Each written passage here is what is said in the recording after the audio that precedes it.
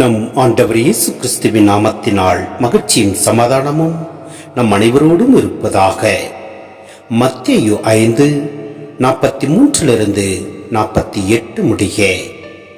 உனக்கு அடுத்திருப்பவரிடம் அன்பு கூறுவாயாக, பகைவரிடம் வெறுப்பு கொள்வாயாக என கூறியிருப்பதை கேட்டிருக்கிறீர்கள். ஆனால் நான் உங்களுக்கு சொல்கிறேன், உங்கள் பகைவரிடமும் அன்பு கூறுங்கள். உங்களை துன்புறுத்துவோருக்காக இறைவனிடம் வேண்டுங்கள். இப்படி செய்வதால் நீங்கள் உங்கள் விண்ணகத் தந்தையின் மக்கள் ஆவீர்கள்.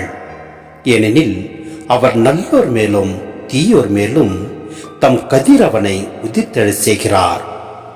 நேர்மையுள்ளோர் மேலும் நேர்மையற்றோர் மேலும் மழை பெய்ய செய்கிறார். உங்களிடத்தில் அன்பு செலுத்துவோரிடமே நீங்கள் அன்பு செலுத்துவீர்களானால் உங்களுக்கு என்ன கைமாறு கிடைக்கும்? வரி தண்டுவோரும் இவ்வாறு செய்வதில்லையா?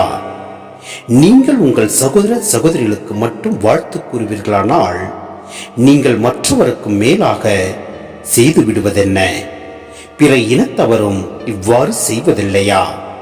ஆதலால் உங்கள் விண்ணக தந்தை நிறைவுள்ளவராய் இருப்பது போல நீங்களும் நிறைவுள்ளவர்களாய் இருங்கள். சிந்தனை. அடுத்திருப்பவர் என்ற சொல்லை யூதர்கள் ஒரு குறுகிய கண்ணோட்டத்துடன் புரிந்து கொண்டார்கள். ஒரு யூதருக்கு இன்னொரு யூதர் மட்டும்தான் அடுத்திருப்பவர், அல்லது ஒரு பரிசேயருக்கு இன்னொரு பரிசேயர் தான் அடுத்திருப்பவர். ஏனையோர் பகைவராகவே கருதப்பட்டனர்.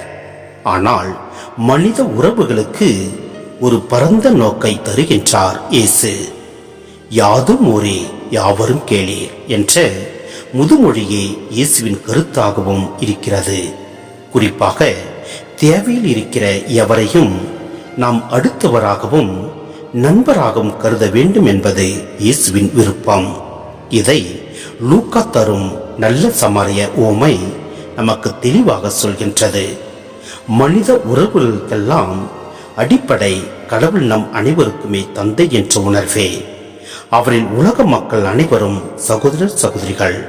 எனவே தேவையில் உணர்வோர் அனைவரையும் நம் சகோதரராகவும் சகோதரிகளாகவும் ஏற்று நாம் அனைவரிடத்திலும் அன்பு கொண்டு செயல்படுவோம். எல்லாம் வல்ல இறைவன் நம்மை நிறைவாய் ஆசீர்வதிப்பார். ஆமேன்.